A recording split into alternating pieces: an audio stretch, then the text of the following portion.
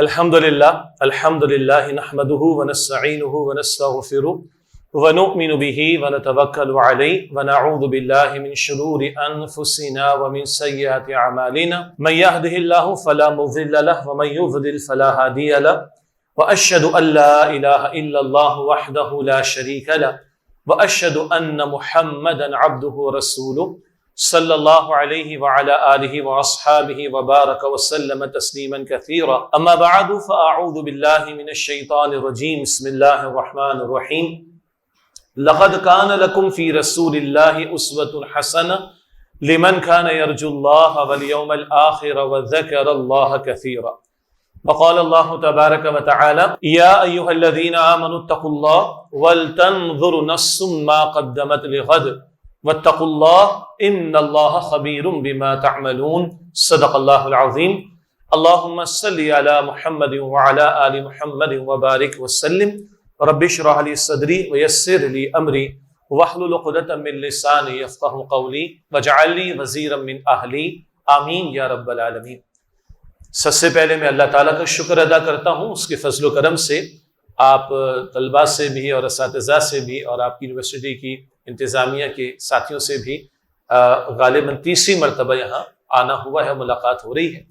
میں آپ کی یونیورسٹی کی انتظامیہ چیئرمین صاحب کا شکریہ ادا کرتا ہوں، فیکلٹی ممبرز کا، تمام طلباء کا بھی کہ بڑی محبت سے آپ ہمیں یہ موقع دیتے ہیں کہ کچھ ملاقات کا بھی سلسلہ ہو جائے اور کچھ گزارشات بھی سامنے آ جائیں، کچھ سوال جواب کی روشنی میں یا اس کے نتیجے میں کچھ افہام و تفہیم کا معاملہ بھی ہو جائے۔ اس وقت پوری دنیا کا ایک مسئلہ ہے، ہمیشہ سے رہا ہے لیکن اس وقت زیادہ نمایاں ہے۔ ایک طرف عصری علوم ہیں جن میں ایک بہاؤ کا رخ ہم دیکھ رہے ہیں اور اس میں اضافہ ہی ہو رہا ہے، یعنی یونیورسٹیز ہوں، تعلیمی ادارے ہوں اور ڈفرینٹ ڈسپلنز ہوں، ان کی سب برانچز ہوں، ریسرچ ہے، تحقیق ہے، بہت کچھ آگے بڑھ رہا ہے۔ البتہ سبھی لوگ پریشان ہیں۔ کرپشن کا لفظ ہمارے بڑا بدنام ہے یا معروف ہے، جو بھی آپ الفاظ استعمال کر لیں۔ آپ دنیا کے کوئی 50 اگر زیادہ ہو جائیں تو 10 بڑے فراڈ اٹھا لیں اور پاکستان کے 10 بڑے فراڈ اٹھا لیں، آپ کو ایک فراڈ بھی کسی جاہل کا کیا ہوا نہیں ملے گا، جنہیں ہم لوگ معروف مفہوم میں پڑھا لکھا کہتے ہیں، ویل ورسڈ کہتے ہیں، ویل ایجوکیٹڈ کہتے ہیں۔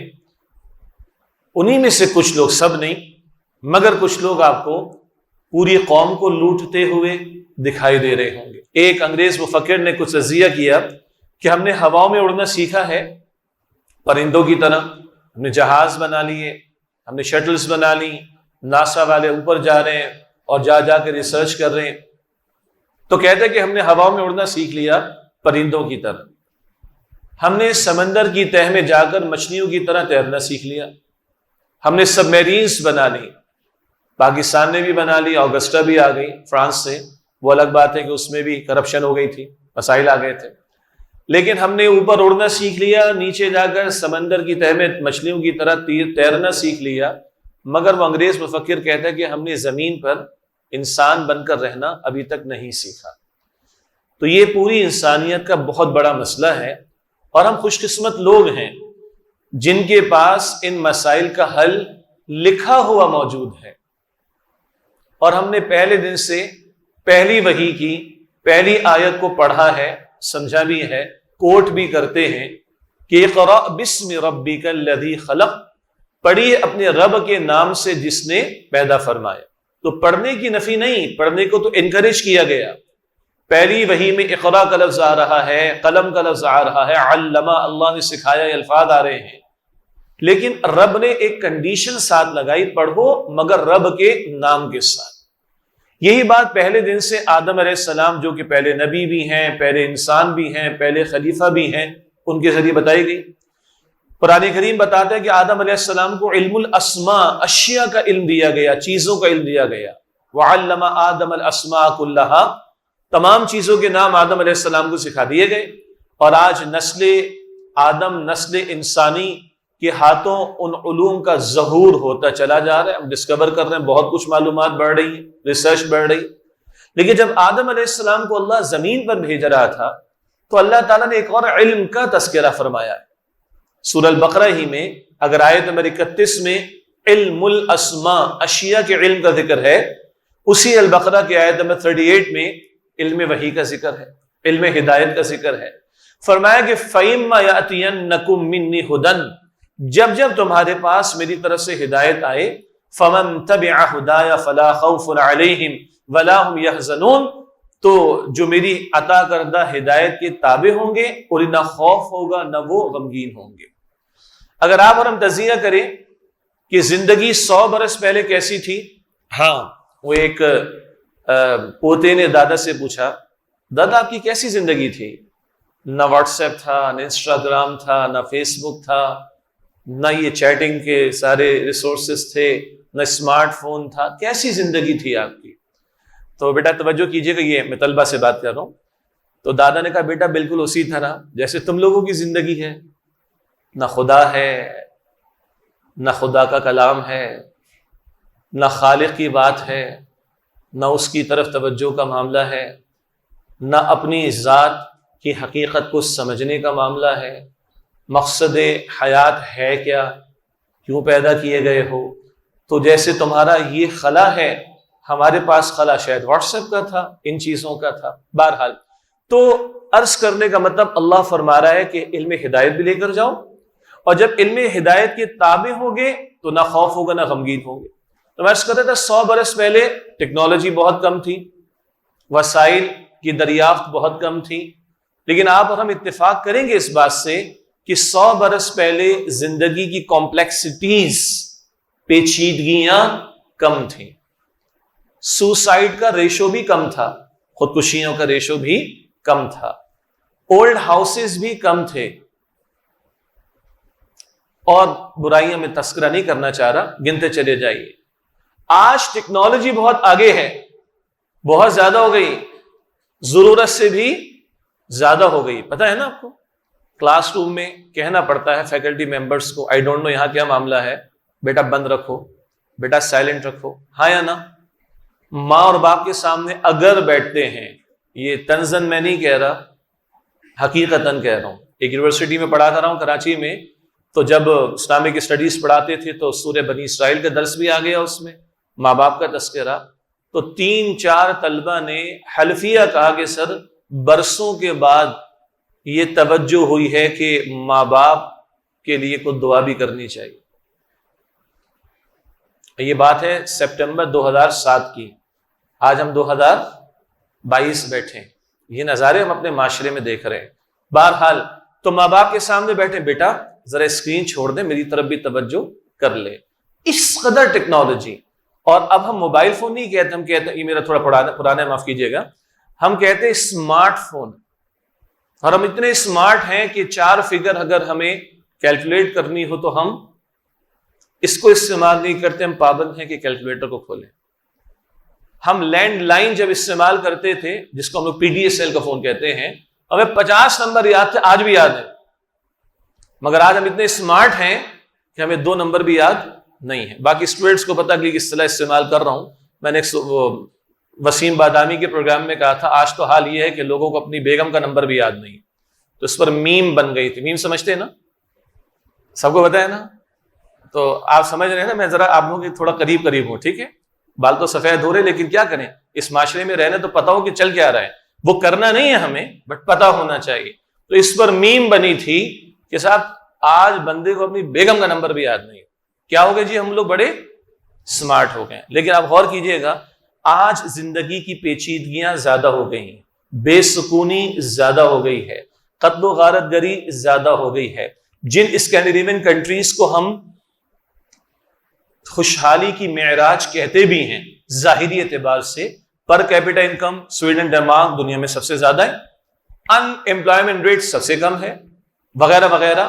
مگر انہی خوشحال ترین ممالک میں خودکشیوں کا ریشو دنیا میں سب سے زیادہ ہے. کیا مسئلہ ہے آخر؟ اچھا، ان پر تنقید کرنے کا یہ مطلب نہیں کہ ہم بڑے اچھے ہیں، معاف کیجیے گا، بڑا ایک خوبصورت تجزیہ کام آئے گا کبھی. مفتی منیب الرحمان صاحب آپ لوگ واقف ہیں، کچھ علمی اختلاف کسی کا اپنی جگہ پر، انہوں نے بڑی اچھی بات کہی کہ ہم مغربی معاشروں کا پریکٹیکل لیتے ہیں، اس پہ تنقید کرتے ہیں، یہ غلط، یہ غلط، یہ غلط، اور اپنی تھیوری سامنے رکھتے ہیں، قرآن یہ کہتا ہے، حدیث یہ کہتی ہے. ہم ان کی پریکٹس کو اٹھاتے اور کمپیئر کرتے اپنی تھیوری سے، اور بڑے خوش ہوتے ہیں جناب بہت برے لوگ ہیں۔ او بھائی ان کی پریکٹس کو اپنی پریکٹس سے کمپیئر کرو۔ تو آج اے ڈی ہوم میں آپ کو مائیں ملیں گی، میں تو ہر دوسرے سال جاتا ہوں، جن کے 4 جوان بچے ان کو حوالے کر کے جاتے ہیں۔ تو اولڈ ہاؤس کی ایگزامپل دینے کے لیے مجھے مغرب کے کسی معاشرے کی یا آسٹریلیا کے نرسنگ ہوم کی ایگزامپل دینے کی ضرورت نہیں ہے۔ یہ نظارے تباہی کے آج ہم اپنے معاشرے میں اپنی آنکھوں سے دیکھ رہے ہیں۔ اس وقت تک کی گفتگو کا حاصل، پہلا سبق، رب نے پہلے دن فرمایا تمہیں بھیج رہا ہوں، لیکن پڑھنا ضرور، کوئی ایشو نہیں ہے، مگر رب کے نام کے ساتھ۔ آج وہ رب کا نام، رب کی وحی، وہ ایک آنکھ بند ہو گئی ہے، اور ایک آنکھ ہم خوب کھول کے دنیا میں ایکسل کرتے چلے جا رہے ہیں، مگر باٹم لائن ریزلٹ یہ نکل رہا ہے کہ ہماری یہ ٹیکنالوجی، ہماری یہ ڈیولپمنٹ، ہماری یہ ترقی ہمیں وہ باٹم لائن سیٹسفیکشن، سکون، اطمینان نہیں دے پا رہی۔ Some thing is missing. اور ایک ایمان والے بندے کا، میرا اور آپ کا تزیہ یہی ہونا چاہیے کہ وحی کی آنکھ اگر بند ہے تو باٹم لائن ریزلٹ مسئلہ پیدا کر رہا ہے۔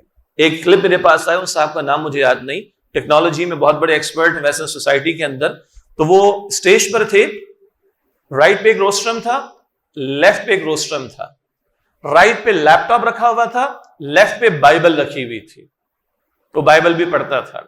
تو وہ اپنے لیپ ٹاپ والے روسٹرم پر آیا، یہ ٹیکنالوجی، یہ ریسرچ بڑا ایکسل ہو گیا، پھر کہتا ہے ویٹ اے منٹ یار، ہمارا پیس بہت تیز ہو گیا ہے، تھوڑا سا رکو، آؤ ذرا خدا سے بھی بات کر لیں۔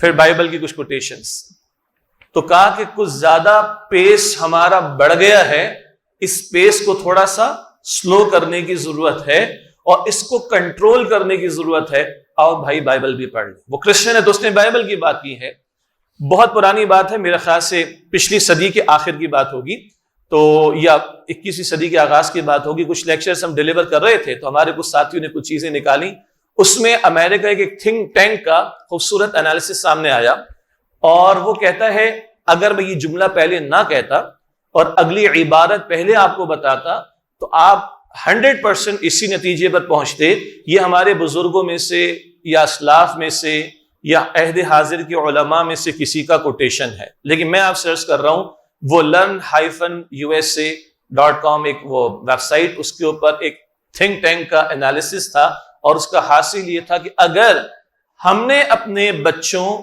نوجوانوں خاص طور پر، ان کی ریلیجس لیکچرز میں حاضری کو یقینی نہ بنایا تو ہمیں تیار رہنا ہوگا، ہماری اگلی نسل وہ ایگو سینٹرڈ مشینیں ہوں گی جن میں سینٹیمنٹس، جذبات، احساسات نام کی کوئی شے نہیں ہوگی۔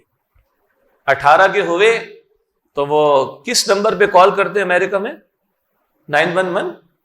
جی میرا باپ سٹھیا گیا ہے، مجھے منع کرتا ہے فلاں فلاں کاموں سے، میری ماں کا دماغ خراب ہو گیا ہے، وہ میری آزادی میں دخل اندازی کرنے کی کوشش کرتی۔ سنے نا نظارے آپ نے، آج ہمارے بھی چل رہا ہے، میری مرضی، میرا اسٹائل، میری چوائس، میری فریڈم، میری آزادی، اور آگے 2 ہاتھ بڑھ کر پب جی کہاں لے کے جا رہے؟ ماں کو مار دیا، سنا ہے نا؟ یہ نہیں سنا آپ لوگوں نے؟ بھائی کو مارا، بہن کو مارا، اس کو لے لیا۔ تو اس نے کہا، اس تھنک ٹینک نے، اگر ان ہماری جنریشنز کی ریلیجس لیکچرز میں ہم آپ کہیں گے الہامی تعلیم، ہمارا آپ کہیں گے دین کی تعلیم میں شرکت کو اگر ہم نے یقینی بنانے کی کوشش نہ کی تو ہماری اگلی نسل وہ ایگو سینٹرڈ ہوگی جن میں سینٹیمنٹس اور جذبات نام کی کوئی شے نہیں، وہ مشینیں ہوں گی، اور ان مشینوں میں احساس اور جذبات نام کی کوئی شے نظر نہیں آئے گی۔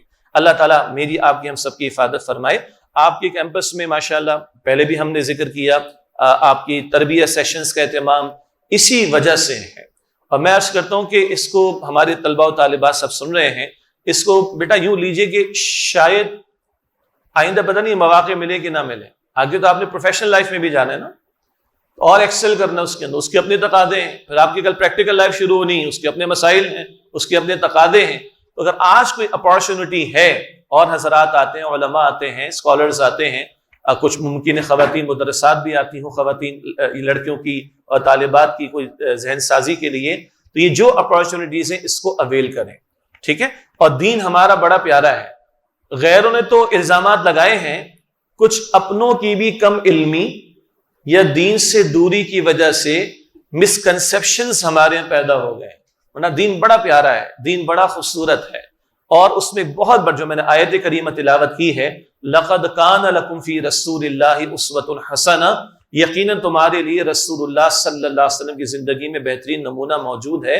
رسول اللہ کی سیرت کی طرف جائیں۔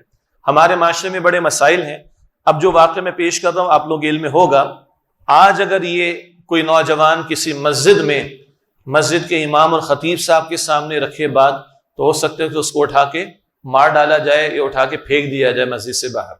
یعنی آپ تصور کر سکتے ہیں کہ آج کو ایک نوجوان اٹھے اور مسجد کے امام کے پاس جائے، اول تو اس کا آپشن ہو، اس کے پاس اتنی کریج بھی ہو اور اس کو اتنا اکوموڈیٹ کرنے کے لیے کوئی تیار بھی ہو اور اس کو سننے کو کوئی تیار بھی ہو، اور وہ نوجوان جا کر کہے کہ محترم امام صاحب مجھے زنا کی اجازت چاہیے۔ کوئی واقعہ ذہن میں آ رہا ہے؟ کتنے لوگوں کے ذہن میں آ رہا ہے؟ اگر ہاتھ کھڑا کر لیں، ماشاءاللہ، زبردست، الحمدللہ۔ تو ایک نوجوان رسول اللہ کے پاس آتا ہے صلی اللہ علیہ وسلم، اللہ کے رسول زنا کی اجازت چاہیے۔ چلیے اتنا تو اس نے لحاظ رکھا کہ اجازت مانگنے کو آیا، کیا نہیں اس نے۔ تو آپ سوچئے صحابہ کا کیا انداز ہوگا، سخت غصہ، برہم ہو رہے ہوں گے، اللہ کے رسول کے سامنے تم یہ بات کر رہے ہو۔ تو اللہ کے رسول نے روکا، الحکیم ذات تو اللہ کی، اور پھر حضور کو جو حکمت اللہ نے عطا فرمائی صلی اللہ علیہ وسلم، تو اللہ کے رسول نے اس کو اپنے اندر جھانک کر سوچنے پر آمادہ کیا۔ آپ نے فرمایا کہ تم زنا کرنا چاہتے ہو؟ جی۔ اچھا، کسی خاتون کے ساتھ، کسی لڑکی کے ساتھ کروں؟ بالکل۔ تو بیٹا یہ بتاؤ تمہاری ماں کے ساتھ کوئی زنا کرے تمہیں پسند؟ سوال ہی پیدا نہیں ہوتا۔ اسی طرح محرم رشتے حضور نے گنوائے، بیٹی ہو، بہن ہو، پھوپھی ہو، خالہ ہو، بالکل میں پسند نہیں کروں گا۔ تو بتاؤ تم کسی کے ساتھ کرو، وہ کسی کی بہن بیٹی وغیرہ نہیں ہوگی؟ سوچو ذرا اس کے بارے میں۔ اس کو اپنے اندر جھانک کر سوچنے پر حضور نے آمادہ کیا صلی اللہ علیہ وسلم۔ وہ بات سمجھ آ گئی، اور پھر وہ معذرت بھی کرتا ہے اور پھر عرض کرتا ہے اللہ کے رسول میرے لیے دعا کیجیے۔ اچھا، اب اس کے بعد جو ہوا وہ اسی نوجوان کا نصیب تھا، ہمیں آپ کو نہیں ملے گی وہ شے۔ وہ کیا ہوا ہے؟ حضور انور صلی اللہ علیہ وسلم کا مبارک ہاتھ اور اللہ کے رسول نے اس کے دل پر رکھا، سینے پر، دل پر، اور اللہ سے دعا کہ اللہ اس کو ہدایت عطا فرما۔ اس کی زندگی بدل گئی۔ آپ سوچیں کہ ہم بھی خطیب ہیں، ڈاکٹر صاحب بھی خطیب ہیں، مسجد کی ذمہ داری بھی ہے، خطابت کی بھی، کیا ہم میں اتنا حوصلہ ہوگا کہ آپ میں سے آ کر کو اس طرح کا ڈسکشن ہم سے کرے اور ہم اس کو سمجھانے کی کوشش کریں، بھڑک نہ جائیں، بمبارڈمنٹ شروع نہ کر دیں؟ بہت مشکل ہے، لیکن اس لیے کہہ رہا ہوں جائیں اللہ کے رسول کی سیرت کی طرف صلی اللہ علیہ وسلم۔ پھر اللہ کے رسول نے کس کس انداز سے موٹیویٹ کیا صحابہ کرام کو، نوجوانوں کو خاص طور پر۔ یہ آج ہم بڑا مس کرتے ہیں، ہمارے ان نوجوانوں میں بڑا جوش ہے، اور میں عرض کیا کرتا ہوں خاص طور پر کوئی ہارڈ ٹائمز اگر آ جائیں، کبھی کلیمٹیز آتی ہیں، تو سب سے آگے کون سا طبقہ ہوتا ہے؟ یعنی نوجوانوں کا ہوتا ہے۔ بلڈ دینے کی بات ہو، زخمیوں کو اٹھانے کی بات ہو، ان کے لیے کچھ کرنے کی بات ہو، جذبہ ہے اور جوش بھی ہے، ہاں ڈائریکشن کی ضرورت ہے، سپرویژن کی ضرورت ہے، صحیح رخ پر آگے بڑھانے کی ترغیب و تشویق کی ضرورت ہے۔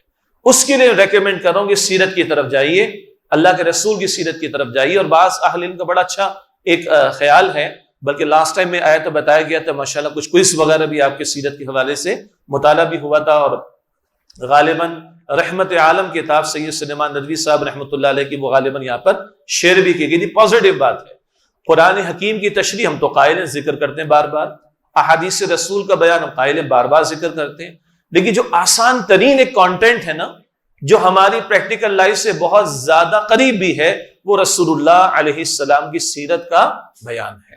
تو اللہ کے رسول نے اپنے نوجوان صحابہ کو اس طرح بھی کبھی موٹیویٹ فرمایا ہے کہ جب بوڑھوں نے میری بات کو رد کیا، جب بوڑھوں نے میری بات کو رد کیا تو جوانوں نے میری بات کو قبول کیا تھا اور انہوں نے میرا ساتھ دیا تھا۔ کبھی حضور کسی کو دعا دیتے ہیں کہ اللہ اس کے علم میں اضافہ فرما دے، کبھی حضور فرما دے تمہیں تو لحن داؤدی میں سے عطا ہوا، کبھی حضور فرماتے تمہاری زبان پر تو اللہ نے کلام کو بہت خوبصورت انداز سے جاری کر دیا.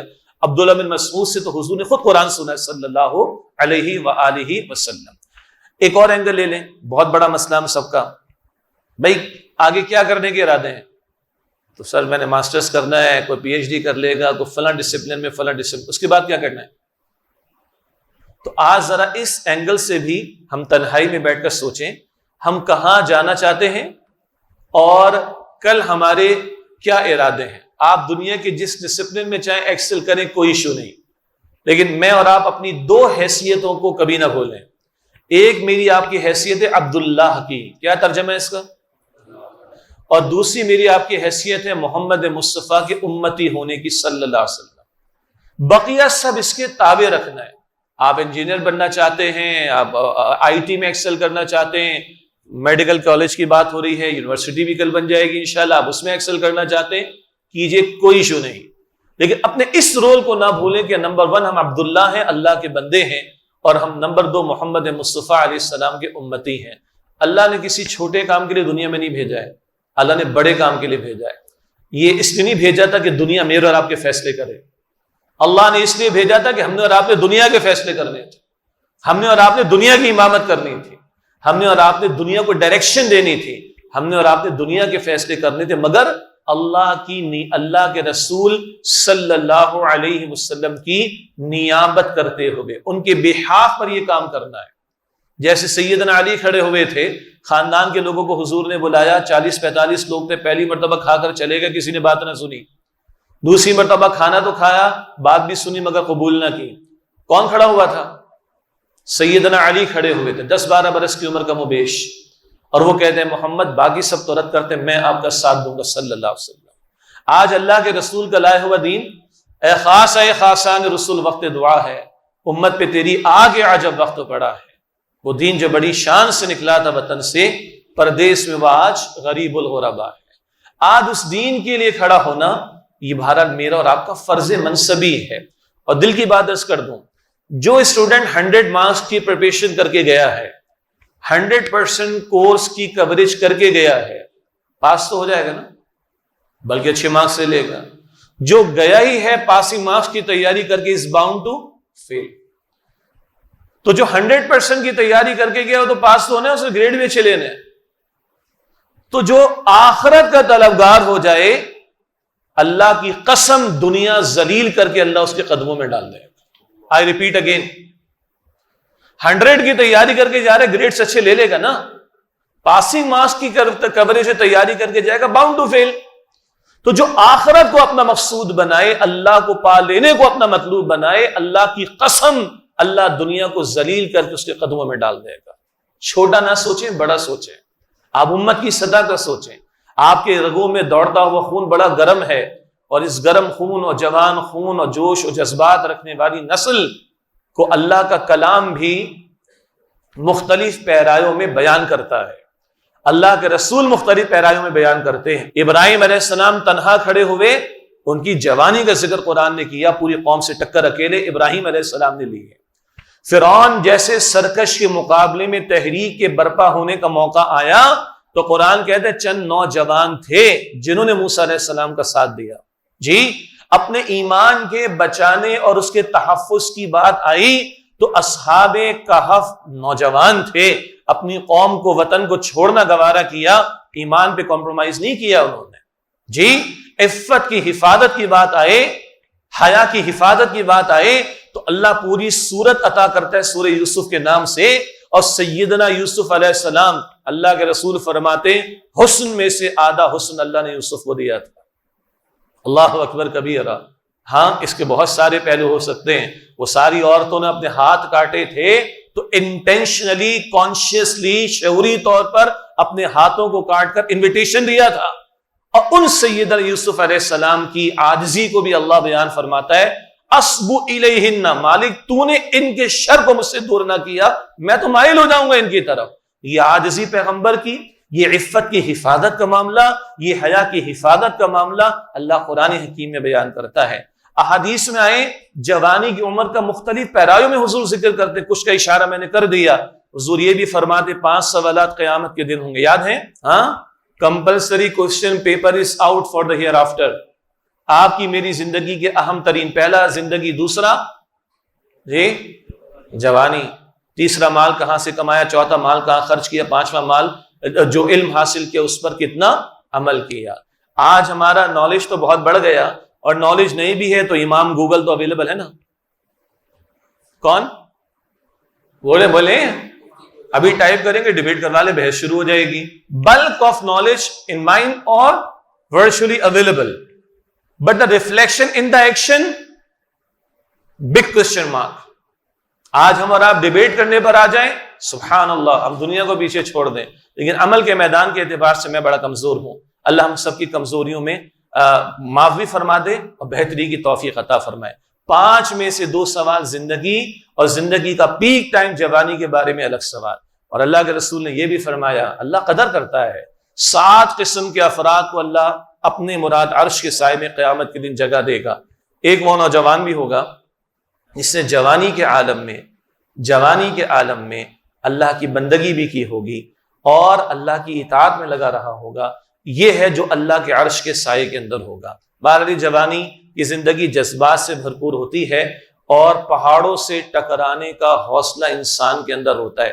بچپن کی بات ہے، زمانے جاہلیت کی بات ہے، ایک ڈائلاگ تھا کسی فلم کا، ہم سے ہے زمانہ، ہاں جی زمانے سے ہم نہیں، ہم زمانے کو چلانے والے۔ خیر یہ ذرا ٹیکنیکلی اس پر ڈیبیٹ ہو سکتی ہے، لفظ زمانہ اللہ اپنے لیے بھی استعمال کرتا ہے، حدیث قدسی میں مراد ہے کہ ہم ہیں لیڈ کرنے والے، ہم ہیں اس وقت کے دھارے کو موڑ دینے والے۔ یہ حوصلہ اللہ نے جوانوں میں رکھا۔ میں کراچی سے تعلق رکھتا ہوں، وہاں پر ایک بڑا ہاتھ ایک بہت بڑی جماعت نے ہم سے کیا، ہمارے باپ دادا بھی ہجرت کر کے آئے تھے، اور ان کے گڑھ میں کھڑے ہو کر ہم یہ باتیں 20 سال سے کر رہے ہیں کہ ہمارے باپ دادا نے ہجرت کس کام کے لیے کی تھی، اور آج ہمارے جوانوں کی جوانیاں کہاں لٹ گئیں۔ جی رات کے اوقات میں تنہائی کا ساتھی آج ہمارا کون ہے؟ بولو بھائی، آل یو کین ٹاک، یہ سارے پیکیجز رات کے چلتے ہیں نا، یہ شرفا کا ٹائم ہے، کیا چلتا اس وقت؟ جی ترجیحات کیا ہیں؟ اس تنہائی کے اوقات میں یا تو بندہ آرام کر کے اپنے جسم کا بھی حق پورا کرے، فجر تو فرض ہے، کچھ قیام اللیل تہجد میں بھی کھڑا ہو جائے، وارے نیارے ہو جائیں گے انشاءاللہ تعالی۔ لیکن آج وہ اوقات کہاں لگ رہے ہیں، آج یہ صلاحیتیں کہاں لگ رہی ہیں؟ سبحان اللہ۔ حضرت امام زین العابدین رحمت اللہ علیہ فرماتے ہیں، یہ میری جان اور میرا جسم کوئی گھٹیا شے نہیں ہے بھائی، یہ جان اور جسم لگا کر اللہ کی جنت خریدی جا سکتی ہے۔ ان اللہ اشترى من المؤمنین انفسهم واموالهم بان لهم الجنہ، اللہ نے ایمان والوں سے ان کی جان اور مالوں کا سودا کر لیا، اس کے عوض ان کے لیے جنت ہے۔ اللہ کو سودے کی حاجت نہیں، یہ ہماری ترغیب کا ایک انداز ہے۔ تو امام زین العابدین فرماتے رحمت اللہ علیہ، یہ میری جان کوئی گھٹیا شے نہیں ہے کہ اس کو گھٹیا کاموں میں لگا دوں، یہ اعلیٰ شے ہے، جس اعلیٰ شے کو لگا کر اللہ کی اعلیٰ ترین نعمت اس کی جنت کے حصول کی کوشش کرنی چاہیے۔ اور میں آخری بات دل سے عرض کرتا ہوں، پھر سوالات کا اگر موقع ہوگا تو انشاءاللہ جوابات آپ کے سامنے رکھیں گے، تنہائی میں بیٹھ کر طے کریں، آپ کی اسٹڈیز ہو جائیں گی انشاءاللہ، ہم آپ کے لیے دعا بھی کریں گے انشاءاللہ تعالی، لیکن بڑا سوچیں پلیز۔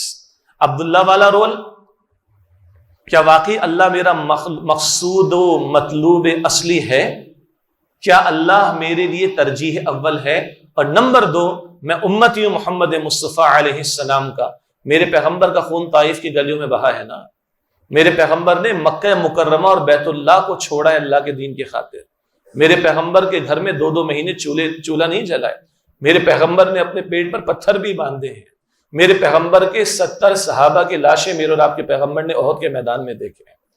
ان کی جان سب سے قیمتی، ان کا گھرانہ سب سے قیمتی، ان کے ساتھی سب سے قیمتی ہیں، وہ کہاں لگے ہیں، کس کام میں لگے ہیں، وہ کام میرا اور آپ کا کام بنے، یہ امتی ہونے کے ناطے میرا اور آپ کا تقاضا۔ اور اللہ کی قسم جو اس کام میں لگے، ہمارے استاد ڈاکٹر اسرار صاحب ایک حدیث کی تشریح بڑے پیارے انداز سے کرتے تھے، حدیث سب کو یاد ہے، جو بندہ اپنے بھائی کی حاجت کو پورا کرنے میں لگ جائے، اللہ تعالیٰ ایسے بندے کی حاجت کو پورا کرنے میں لگ جاتا ہے نا، بخاری شریف کی حدیث۔ تم ایک بھائی کی حاجت کو پورا کرنے میں لگو، اللہ تمہاری حاجات کو پورا کرنے میں لگ جائے گا۔ وہ اللہ کے بندو تشریح، اللہ کے بندو جو اللہ کے کام میں لگ جائے، جو اللہ کے کام میں لگ جائے تو اللہ کس طرح اس کی مدد فرمائے گا۔ آج بڑا فتنوں کا دور ہے، بڑے پیارے بچے ہمارے یہاں پر بیٹھے ہیں، میں بھی کمزور ہوں، یہ میرے لیے بھی فتنہ ہے، ہم سب کے لیے ہے۔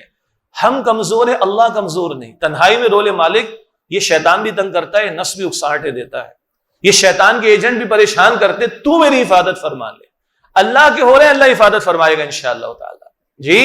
اور مسائل اللہ دور کر دے گا، صبر دے دے گا، تحمل دے دے گا، بردباری دے دے گا، برداشت دے دے گا، اس کے ہو تو رہو۔